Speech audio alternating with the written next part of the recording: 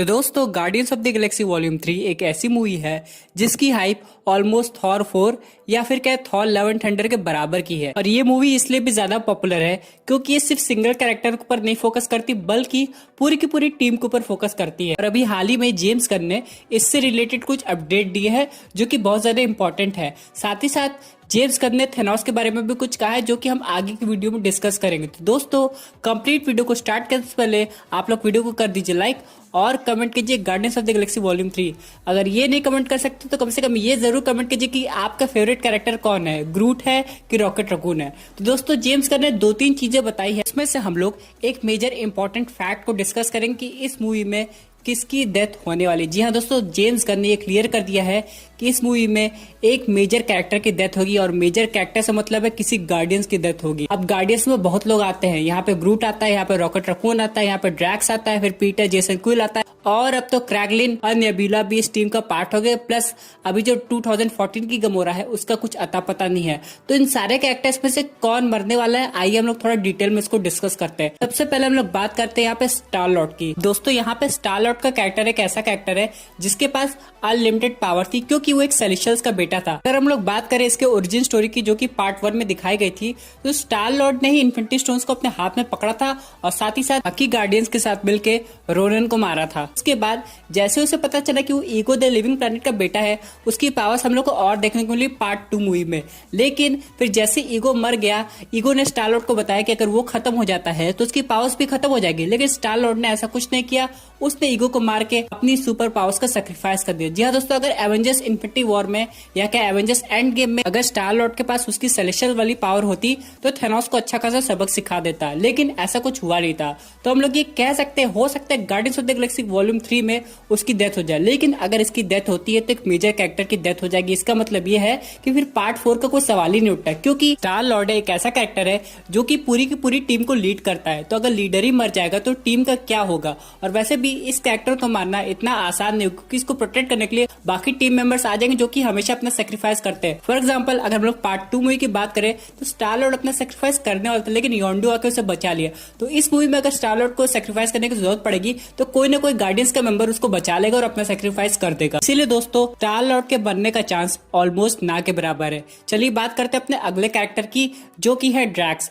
Drax की possibility सबसे ज्यादा है यहाँ पे, क्योंकि उसने अपनी फैमिली को ऑलमोस्ट खो दिया है, लेकिन पार्ट 1 मूवी में उसको उसके फ्रेंड्स मिल गए हैं। इसलिए अपने फ्रेंड्स को बचाने के लिए ड्रैक्स किसी भी हद तक जा सकता है। वैसे भी एवेंजर्स इन्फिनिटी वॉर के बाद हम लोग ने ड्रैक्स को एवेंजर्स एंड गेम में देखा था, लेकिन उसका कुछ ज्यादा सीन नहीं दिखाया गया था। तो फाइनली अगर guardians of the Galaxy volume 3 में कुछ मेजर इवेंट आते हैं, कोई ऐसा टर्निंग पॉइंट आता है जिसमें ड्रैक्स को अपने सेक्रीफाइस करके पूरे के पूरे फ्रेंड्स को बचाना पड़े, तो वैसे आराम से कर देगा। एक और बड़ा रीजन है ड्रैक्स के सेक्रीफाइस का, जो है उसकी खुद की डॉटर। जी हाँ दोस्तों, अब ये कहा जा रहा है कि guardians of the Galaxy volume 3 में ड्रैक्स की डॉटर वापस आ जाएगी। अब ये कैसे होगा, इसके लिए हम लोग को फ्लैशबैक में जाना पड़ेगा, इसकी स्टोरी समझनी पड़ेगी। यहाँ पे पार्ट 1 मूवी में ड्रैक्स ने बताया था कि रोनन ने उसकी वाइफ और उसकी डॉटर को मार दिया था। तो उसकी वाइफ तो नहीं आ सकती, लेकिन उसकी डॉटर कैसे आ गई, यही स्टोरी हम लोग को वॉल्यूम 3 में दिखाई जाएगी। उसका फ्लैशबैक दिखाई जाएगी कैसे उसकी डॉटर ये सबसे बच गई। और अगर ऐसा हुआ तो ड्रैक्स इतने समय बाद अपनी डॉटर से मिलेगा तो उसको बचाने के लिए कुछ भी कर सकता है। इन फ्यूचर अगर उसकी डॉटर पे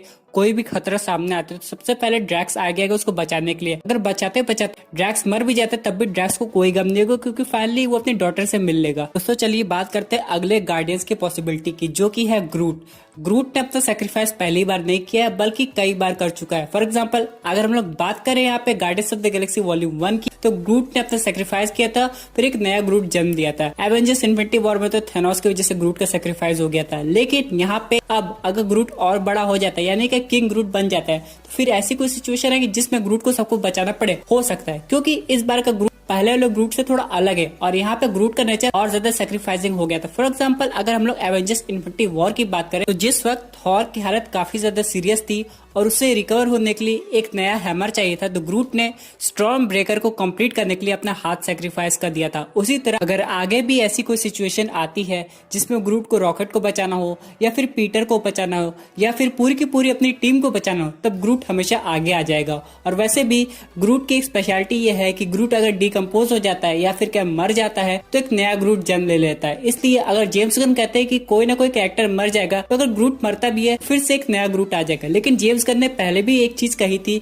कि ये जो नया ग्रूट होगा वो पहले वाले ग्रूट से एकदम अलग होगा। फॉर एग्जाम्पल बहुत लोग जो बड़ा वाला ग्रूट था उसको छोटा वाला ग्रूट समझ रहे थे, लेकिन ऐसा नहीं था। जेम्स गन ने कहा था कि जो बड़ा वाला ग्रूट अपने सेक्रीफाइस किया है वो ऑलरेडी मर चुका है और उसकी जगह एक नया ग्रूट आ गया है। इसीलिए अगर ग्रूट अपना सेक्रीफाइस करता है तो कोई टेंशन वाली बात नहीं होगी, हम लोग को फिर से एक नया ग्रूट देखने को मिल जाएगा वॉल्यूम 4 में। लेकिन अगर हम लोग बात करें अगले कैरेक्टर की जिसका सेक्रीफाइस सबसे ज्यादा परेशान करेगा वो है रॉकेट रकून। रॉकेट रकून एक ऐसा कैरेक्टर है वो जब भी स्क्रीन पे आता है ऑडियंस के चेहरे पे या तो स्माइल होती है या फिर ऑडियंस हंसने लगती है। इसका एक एग्जांपल हमें मिला था वॉल्यूम 2 मूवी में। याद कीजिए जब सब लोग कैद में थे, यानी कि योंडू, ग्रूट, रॉकेट रकून कैद में था, तो रॉकेट रकून ने कैसे टेजर फेस का मजाक उड़ाया था, यहाँ तक कि उसके जो खुद के आदमी थे वो भी टेजर फेस के ऊपर हंसने लगे थे। तो यही स्पेशलिटी रॉकेट रकून को बाकी कैरेक्टर से एकदम अलग बनाती है। अब यहाँ पे अगर रॉकेट रकून अपना सेक्रीफाइस कर देता है तो आगे की जो भी पार्ट आएगी गार्डियंस ऑफ द गैलेक्सी की, ऑब्वियसली पार्ट 4 ही आएगी, तो उसमें इतना मजा नहीं आएगा। इसीलिए रॉकेट रकून का सेक्रीफाइस ना हो तो ही अच्छा है, क्योंकि इस बार वॉल्यूम 3 में इसकी ओरिजिन स्टोरी भी दिखाई जाएगी कि कैसे रॉकेट रकून को बनाया गया था और रॉकेट रकून का एक्चुअल इन्वेंटर कौन था कि रॉकेट रकून को इतनी पावर्स मिल गई। फॉर एग्जाम्पल यहाँ पे रॉकेट रकून पहले से इतना जीनियस नहीं था, वो भी किसी एलियन प्लैनेट का एक नॉर्मल सा एलियन था जिसकी स्पीशीज रकून जैसी दिखती थी और उस पर इतने ज्यादा एक्सपेरिमेंट हुए, उसकी दिमाग की कैपेसिटी कई गुना बढ़ गई। कई लोग तो उसको टोनी स्टार्क और फ्यूरी से भी कंपेयर करते हैं माइंड के मामले में। वैसे भी ये काफी जीनियस तो है ही है, इसीलिए लोग इसकी ओरिजिन स्टोरी में ज्यादा इंटरेस्ट रखेंगे। और यहाँ पे एक चीज और है, रॉकेट के साथ उसकी लव इंटरेस्ट लायला भी इस मूवी में आएगी, तो उसकी भी स्टोरी दिखाई जाएगी और ये भी दिखाई जाएगी कि रॉकेट और ग्रूट पहली बार कैसे मिले थे। अगले कैरेक्टर की बात करें जिसकी डेथ के चांसेस ड्रैग से भी ज्यादा है, वो है नेबुला। जी हाँ दोस्तों, बहुत लोग सरप्राइज होंगे कि कैसे nebula guardians of the Galaxy की मेंबर बन गई। तो ये पार्ट 2 में ही ऑलमोस्ट हो चुका था। अब यहाँ पे जब ये मेंबर बन गई है तो ये अपना सेक्रीफाइस सिर्फ एक ही लोग के लिए करेगी जो कि है गमोरा, जो कि आई है 2014 से। अब यहाँ पे नेबुला ने ऑलरेडी पुरानी वाली गमोरा को पहले ही खो दिया और अब वो नई वाली गमोरा को नहीं खोना चाहती। और वैसे भी इस मूवी में पूरी की पूरी टीम का मिशन होगा पास्ट वाली गमोरा को खोजना। और अभी करंटली देखा जाए पास्ट वाली गमोरा का कोई भी बॉन्ड इस टीम से नहीं है। वो सिर्फ नेबुला को जानती है कि उसकी बहन सुधर रही है, लेकिन पूरी की पूरी टीम को नहीं जानती है। याद कीजिए एवेंजर्स एंड गेम में उसने पीटर क्विल के साथ कैसा रिएक्ट किया था। इसलिए यहाँ पे नेबुला एक लिंक का काम करेगी गमोरा और बाकी गार्डियंस के बीच में। गमोरा को वो समझाएगी कि कैसे वो टीम के साथ काम करती थी और कैसे उसने ढेर सारे मिशंस किए थे। बाद में जाके जब गमोरा का लिंक हो जाएगा तो वो लोग किसी मेन मिशन पर जाएंगे जिसमें गमोरा को बचाते बचाते हो सकता है नेबुला अपने सेक्रीफाइस कर दे। और दोस्तों टेक्निकली देखा जाए तो नेबुला के डेथ के चांसेस सबसे ज्यादा इसलिए हैं क्योंकि अगर original guardians of the Galaxy में से कोई भी मेंबर चला जाएगा तो अगली मूवी की हाइप उतनी ज्यादा बढ़ नहीं पाएगी। फॉर एग्जांपल जो ओरिजिनल कोर टीम है उसमें Peter Jason Quill, Gamora, Drax, Rocket, Groot, यही 5 मेंबर इंपॉर्टेंट है जिससे मूवी की हाइप हमेशा बनी रहेगी। इसलिए अगर कोई भी थर्ड पर्सन आता है, फॉर एग्जांपल मूवी में कुछ समय के लिए आया फिर चला गया, तो उससे मूवी को कोई खासा फर्क पड़ने वाला नहीं है। इसीलिए अगर नेबुला की स्टोरी आपको यहाँ पे खत्म करना है उसको अच्छा दिखाते हुए, तो नेबुला के सेक्रीफाइस ही हो जाएगा। दोस्तों अगले अपडेट की बात करें तो वह है क्रैगलिन से रिलेटेड। यहाँ पे जेम्स गन ने ये रिवील किया कि क्रैगलिन का रोल काफी ज्यादा इंपॉर्टेंट होने वाला है। याद कीजिए पार्ट 2 मूवी में यहाँ पे पीटर जेसन क्विल ने योंडू का जो वेपन है वो क्रैगलिन को दे दिया था। यहाँ पे मूवी के एक सीन में हमने क्रैगलिन को उस वेपन पे थोड़ा प्रैक्टिस करते हुए भी देखा था। और वैसे भी अब ये सब इवेंट्स को होते हुए 5 ईयर से ज्यादा हो गया है, यानी कि अगर क्रैगलिन स्नैप का शिकार नहीं हुआ होगा तो वो 5 ईयर से उस वेपन पे प्रैक्टिस कर रहा होगा और अब तक तो वो योंडू की तरह उस वेपन पे कंट्रोल करना सीख लिया होगा। इसलिए क्रैगलिन का रोल वॉल्यूम 3 में काफी ज्यादा इंपॉर्टेंट होने वाला है और अगर फाइट होती गार्डियंस की किसी बड़े विलन से क्रैगलिन इन लोग की काफी ज्यादा हेल्प करेगा। दोस्तों चलिए हम लोग जानते हैं कि जेम्स गन ने थैनोस के बारे में क्या कहा है। यहाँ पे जेम्स गन ने ये कहा है कि थैनोस को आगे की मूवीज में नहीं देखना चाहते कि अब बाकी विलन्स को भी मौका मिलना चाहिए। यहाँ पे जेम्स गन का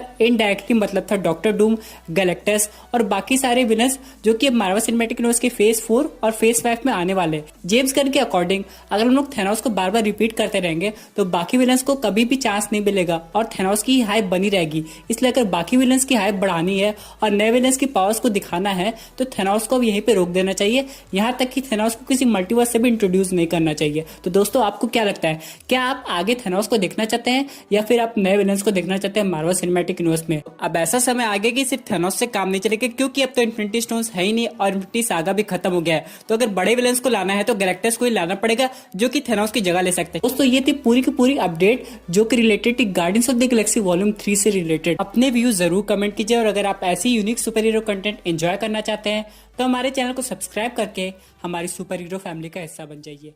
थैंक यू फॉर वॉचिंग।